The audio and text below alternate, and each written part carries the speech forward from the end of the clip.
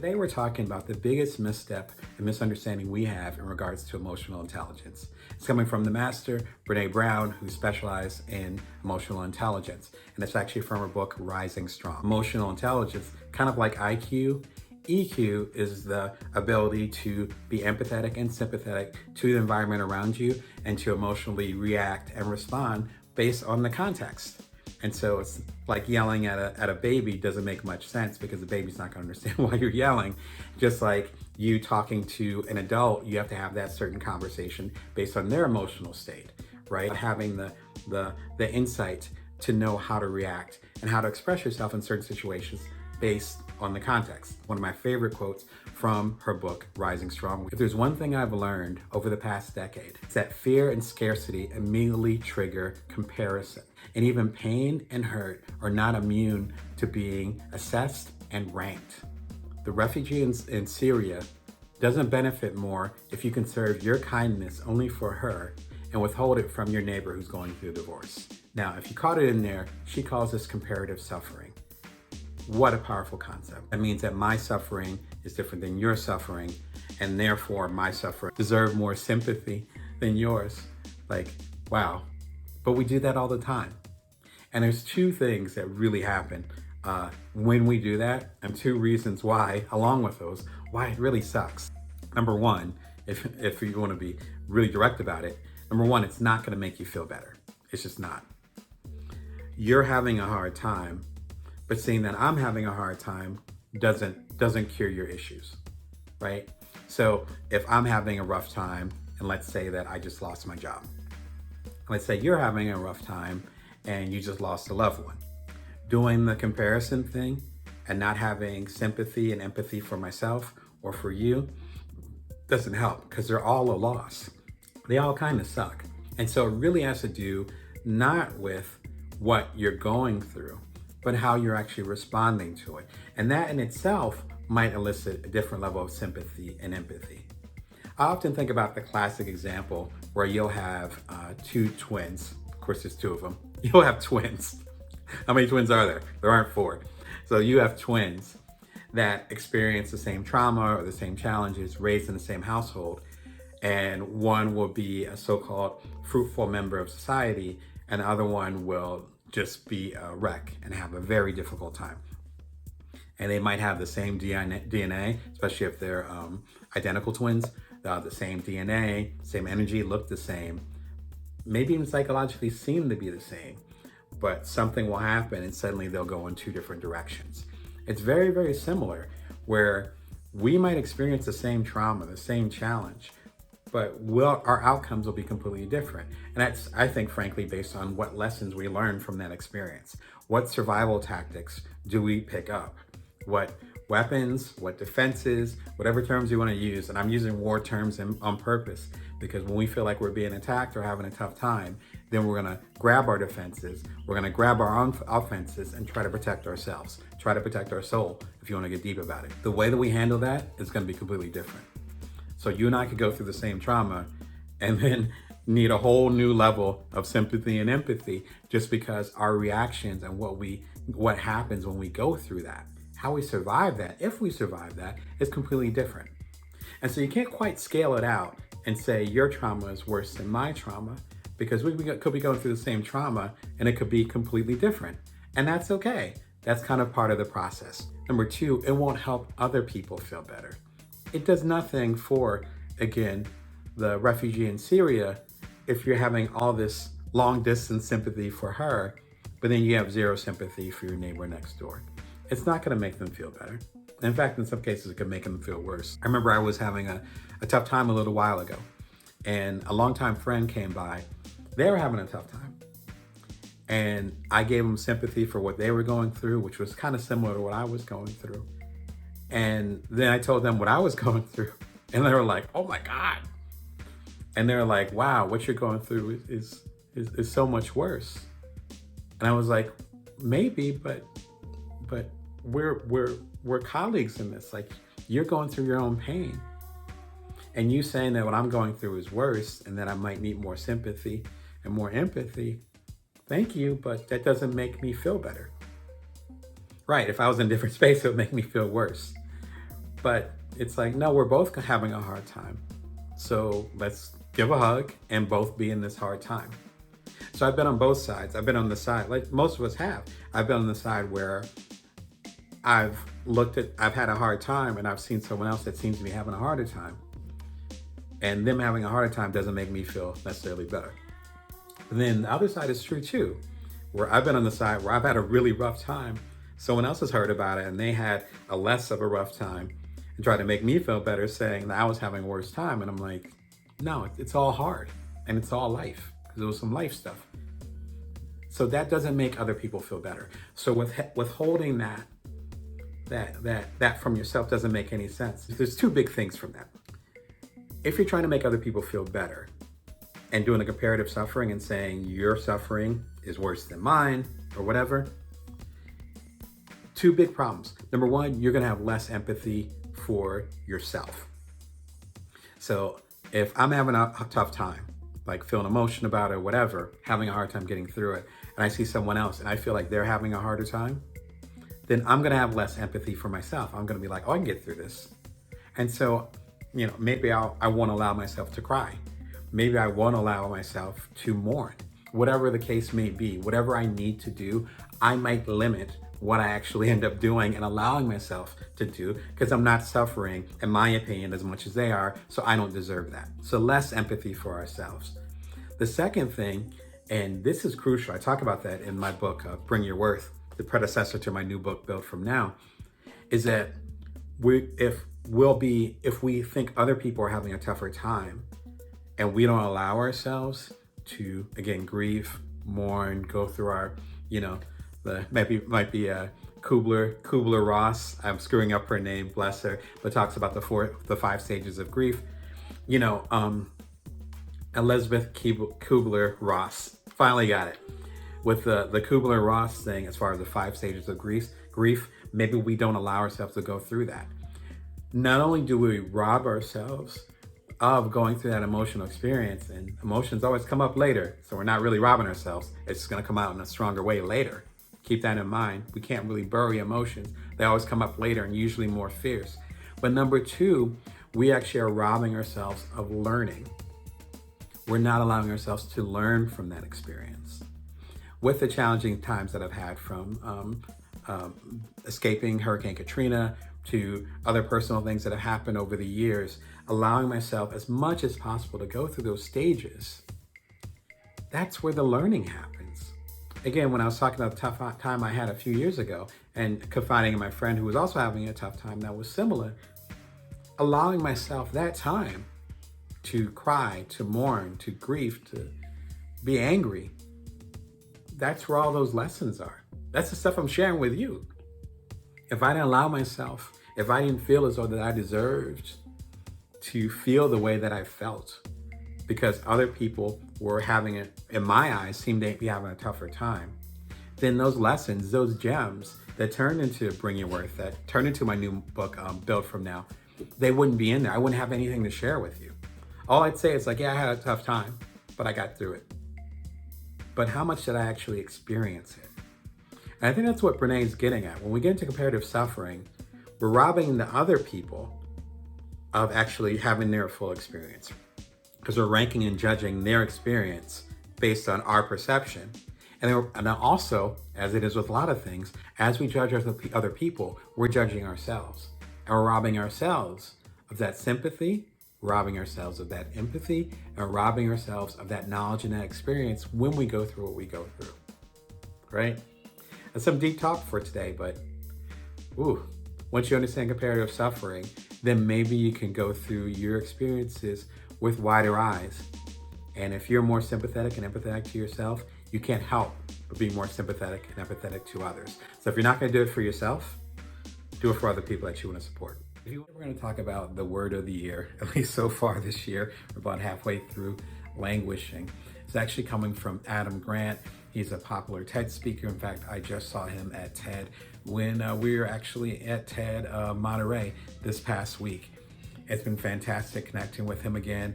I appreciate his most recent book called Think Again, and I actually quote him quite a bit in my new book called Career Remix. That's gonna be coming out January 11th, 2022. can't believe it's 2022 already. You can pre-order at careerremixbook.com or check out more about it at my website at damonbrown.net. Adam actually did this article for the New York Times, and he ended up doing a TED Talk about it over the last 3 days about languishing. And languishing is this space that a lot of us have been in because we felt kind of stuck and uncomfortable. And so I'm going to get into that, and I'm going to get into the 3 different ways that Adam said we can actually stop ourselves from being in this kind of limbo state of languishing. Again, I'm Damon Brown, DamonBrown.net. I have many things to help you as a side hustler, a solopreneur, or otherwise a non-traditional entrepreneur. If you're liking the content, be sure and subscribe, to like, and you can also hit the little alarm bell if you're watching this on YouTube to find out when I have a new video out. So thank you for all the love and support. So let's talk about languishing. Here's how Adam defines it. Languishing is a sense of stagnation and emptiness. It feels as if you're muddying through your days, looking through your life like a foggy windshield. So it's that space between stagnation and emptiness. A lot of us have felt this. Obviously, many of us in the world, almost all of us in the world, have been sheltering in place. If we haven't been sheltering in place, then we still have been disconnected from other people in our community. This idea of languishing has been pretty intense. I've been a coach for several years, again, helping side hustlers, solopreneurs, a lot of people like yourself. And that languishing isn't just focused on, say, the pandemic that we've been going through since late 2019, us being disconnected and sheltering in place. It's also related to us sometimes feeling stuck in our careers or stuck in our love life, stuck in wherever we happen to be. And it's not a sense of being depressed, and it's not a sense of being anxious. It's something in between that might not necessarily be diagnosed by medication or even by a medical professional, but just this general sense of, well, languishing, as he says. So as he talks about in the wonderful TED Talk, I think it's going to be live soon. I'll be sure and put a link up to it when it is. Adam gives 3 really good tips to actually get through languishing, and especially as we shelter in place, how you might get through the challenging time that we have right now. The first tip when it comes to getting through languishing is to master something. Master something. I think one of the challenges that we have in general, particularly if you're ambitious like myself, is that you think that you have to master something that has this huge, deep relevance, right? I'm going to master world peace. I'm going to master the piano, and it's going to be the best piano ever since Chopin. Like there's this intense desire to make an impact, which we'll get into more in the other 2 tips. But there's this intense desire to make an impact, and because of that, we feel like we have to master something that's complex. But it's actually not true, according to Adam. See, the actual act of mastering something gives us the confidence and the momentum to move forward and look at like we're actually accomplishing something. That's kind of the subtext of languishing, is that you kind of feel like you're stuck in place. Again, you're not depressed or sad about the circumstances, but you're also not excited about the future either. You're just kind of in this limbo. When you're mastering something, it allows you to focus. As many of y'all know, focus is one of the major tenets I talk about in my latest book, Built From Now, How to Know Your Power, See Your Abundance, Nourish the World. The deluxe edition just came out recently. Thanks to y'all that supported it. It includes the original book, Bring Your Worth. Forgot the name of my channel, Bring Your Worth, which is the name of this channel. The original book that came out before this, the Built From Now deluxe edition, includes the original book, which I have right here. So these 2 are together. So it's a good time to do that. Focus, as you can tell, is one of the 4 tenets I talk about, along with agility, time, and energy. When you master something, it requires focus. And it's a joke. That's why you saw so many people over the past, particularly here in America, over the past year, 2 years, who have been doing sourdough starters and recipes. They've been learning how to crochet. I actually have my crochet needle over there, but I'm actually one of those hipsters who's been crocheting for 2 decades. I'm one of those guys. But a lot of other folks became fellow crocheters and knitters. And so you have this opportunity to create something and make an impact, but it doesn't have to be even career related. It's a matter of mastering something, focusing on something, and that in itself marks a level of progress. I think what Adam's getting at is that it's not a matter of changing your career or feeling like you have to do all these different things, particularly as we shelter in place. One of the best ways to start or to stop languishing and to start living your life again is to figure out something you can master. It might even be the New York Times crossword puzzle, which a lot of good friends of mine struggle with every single Sunday. I heard it's a beast, but it's something, as I've seen them grow over the past year or 2, they're starting to master the words. That in itself represents progress. What time management expert Laura Vanderkam would call like a milestone. You need some way to mark your time. Mastering something is a great way to do it. So number one, try to master something. Number two, if you're struggling with languishing, try to be mindful. Now, Adam doesn't specifically talk about you should take up yoga or be like myself where I meditate, or at least try to meditate every single morning. When he talks about mindfulness, he's more talking about being fully present as far as what you're trying to do. Because if you focus on that, then you're automatically, in my opinion, going to pull off, zoom out, and get into the long term. You're gonna focus out a little bit. So as much as you want to master something and focus on something, you also need the ability, again, to be mindful, and that requires spacing out a little bit. Not spacing out like drifting, but spacing out as far as going to the 20,000 foot level. So if you're actually zooming out, then it gives you the opportunity to understand why you're trying to do this, how long it's actually going to take, and how this languishing that you're going through isn't permanent. That's one of the biggest challenges that I've had with my coaching clients. One of the things that they've all struggled with. There aren't as many time markers now. So you could feel like that you're working on something and that you're not making an impact. It's really hard. The thing is that you have to find a way, whether it's the pandemic, a long but quiet time in your career, family that you need to focus on. There's so many different details and things that are gonna come up well beyond the pandemic, before the pandemic, after the pandemic, that require you to be mindful. Why are you doing what you're doing? As Simon Sinek says, start with your why. What's your why? That's a sense of mindfulness. So it doesn't mean you have to go to an ashram or that you need to go to a so-called guru. It means just being more present as far as why you're doing what you're doing.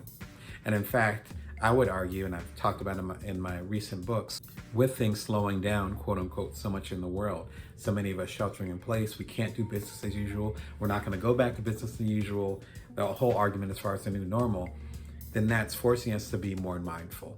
We can't just run away to the circus. We can't just stick in our routine and put our head in the sand. We have to think about our actions. That's what Adam's talking about. Because we get stuck in this routine, and now our routine is disrupted, we feel lost. But we can gain it at any period of time if we're more mindful as far as why we do things, right? The more mindful you are, the more your routine and changes in your routine aren't gonna bother you. And in fact, you'll be more present when you get back, perhaps, to the routines that you're used to. Number three, when it comes to languishing, you wanna do stuff that matters. Do stuff that matters. Doesn't mean that your stuff that you're doing right now doesn't matter. What Adam, I believe, is trying to get at is that you can go deeper with whomever you happen to have in your community right now. I think it's so important. Again, with ambitious folks like myself, you might be able to relate to this. We want to do big things. We want to solve world hunger. We want to, if we're publishing a book, which I have my 26th book coming out, again, Career Remix coming out January of 2022. When we come out with a book, we want every single person in the world to have it. All 7.8 people, or our 8 billion people, not 7.8. 7.8 billion people or whatever in the world. We want everyone to have a copy of it. As I've talked about in other videos, that's not how it works. You can't start with the crowd. And when you start with the crowd, then it becomes a lot more difficult. Adam has a great turn of phrase that he talked about in the TED Talk that I saw earlier this week at TED, as well as talking about in the New York Times article, which I'll be sure and put a link to, where he talks about this creating a cycle of dissatisfaction. We have these big ideas. We want to make this big impact, which means we have really big expectations. But what if we end up making a small impact first, but our expectations are up here? That gap creates the dissatisfaction. I've talked about this quite a bit, even with my own. My last startup that I sold called Cuddler, we had 250,000 users, and we ended up selling about a year after we started. But we didn't start with 250,000 users, of course. We started with one. In fact, we started with a handful of that summer of, I want to say 2014. And then we launched, and then that quickly became 10,000 users, and it became 100,000 users in the first week. And we got to 250,000 users, but that was one user at a time.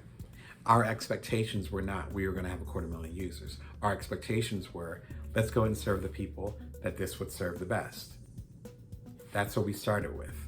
And ironically, because we started with that, we were able to make an impact in ways that a lot of other apps were not able to do, because we started with this small, simple presence and purpose of service. However, if there's that gap there where we say we want to make a big impact and we have these big expectations. What if we had a little impact? Which at the very beginning we did. We never would have navigated that gap. This gap, I feel like I'm voguing. This gap represents languishing, at least as far as how I interpret Adam's work. You want to master things, you want to be mindful, and you want to do stuff that matters, then you'll be able to think about it and make an impact, whether the rest of the world is languishing or not. I'll be sure and link up Adam's talk.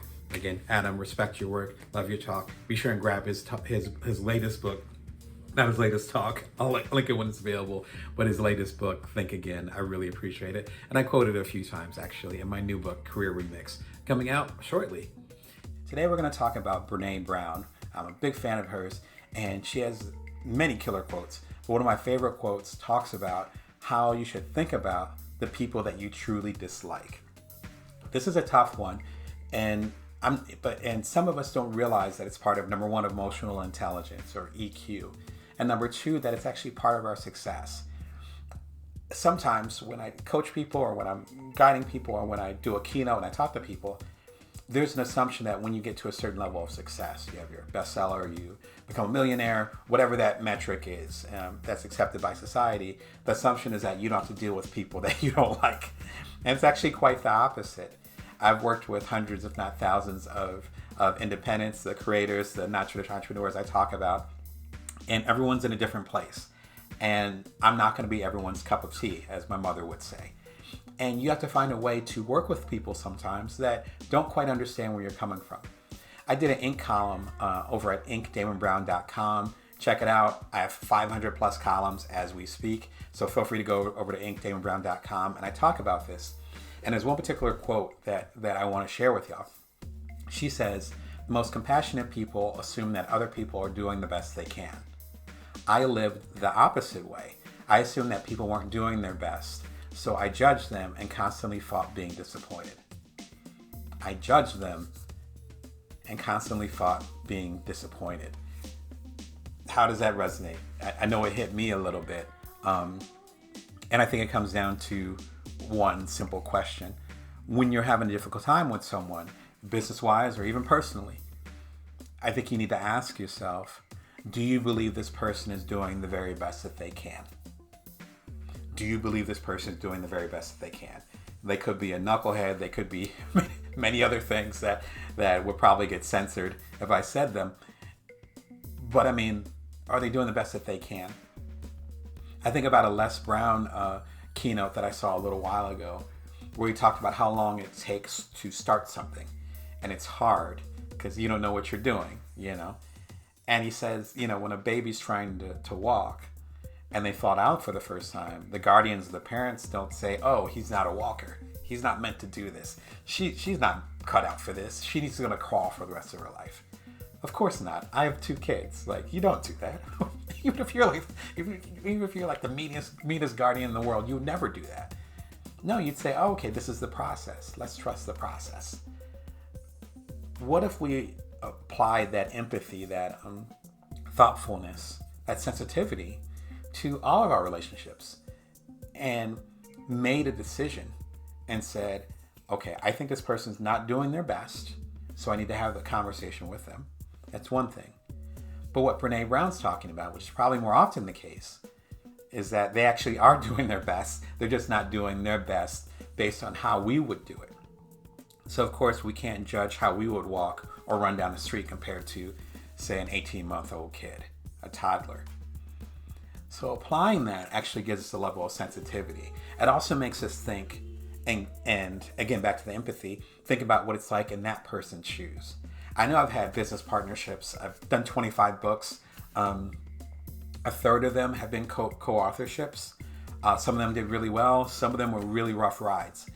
And one of the biggest lessons I learned from that, as well as my startup Cuddler, which I sold, I had 2 co-founders. And, you know, relationships are complicated. And if you get empathetic and start to think about what the other person's shoes must feel like, then suddenly you start to soften up and that judgment starts to go away. And Brene Brown gets into that. I believe it's in Rising Strong that she talks about that.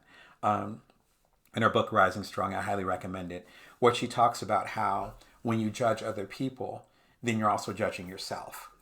And so if you're saying, oh, that person's so stupid, I can't believe they can't get it together and all that stuff, the next time you're having a difficult time, which I've seen in live action, you could be talking about someone else and then suddenly you're in that same situation. And that's actually reflective of your own self-dialogue, how you feel about yourself if you be in that if you're in that same situation. When we spew toxic things or when we're very judgmental of other people, that's often a reflection of how and what standard we have for ourselves. The trouble is that life is complicated. And again, I've lived long enough to see it where someone's talking about someone else and then suddenly they're in that same situation and their psyche can't handle it. But that's because that harshness is too heavy and they're too judgmental of other people, but also very judgmental of themselves. So as we soften up this idea, and once we're about to lose our cool, which happens to me all the time, so I'm not judging you. If we're about to lose our cool, asking ourselves, do we believe this person is doing the very best that they can? If it's a yes, yeah, let that shit go.